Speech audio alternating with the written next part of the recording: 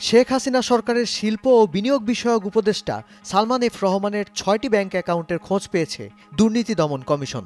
তথ্য অনুযায়ী এসব অ্যাকাউন্টে জমা হয়েছে ২৭ কোটি ৫৮ লাখ টাকা, তোলা হয়েছে ১৭ কোটি ৩৫ লাখ। বর্তমানে জমা আছে ১০ কোটি ৩৩ লাখ টাকা। সালমানের বিরুদ্ধে শেয়ার কারসাজির মাধ্যমে হাজার হাজার কোটি টাকা লোপাট, অবৈধ প্রভাব খাটিয়ে বিভিন্ন ব্যাংক থেকে প্রায় ৩৬,০০০ কোটি টাকা ঋণ আত্মসাতের অভিযোগ অনুসন্ধান করছে দুদক। সালমানের ছেলে আহমেদ শায়ান ফজলুর রহমানের নামে ৩টি ব্যাংক অ্যাকাউন্টের তথ্য পেয়েছে দুদক। এতে জমা হয়েছে ৮৫ কোটি ৯৩ লাখ টাকা, তোলা হয়েছে ৮৩ কোটি ৬৭ লাখ। বর্তমানে জমা আছে ২ কোটি ২৬ লাখ টাকা। বেক্সিমকো গ্রুপের প্রধান নির্বাহী কর্মকর্তা হিসেবে কর্মরত ছিলেন শায়ান। ছাত্র জনতার অভ্যুত্থানে আওয়ামী লীগ সরকারের পতনের পর ২০২৪ সালের ১৩ আগস্ট গ্রেপ্তার হন সালমান এফ রহমান। বর্তমানে তিনি কারাবন্দী।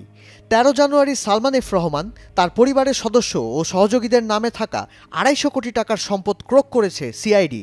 এদিকে দুদক তাদের বিরুদ্ধে ৮ কোটি ৩০ লাখ ডলার বিদেশে পাচারের দায়ে মামলা করেছে।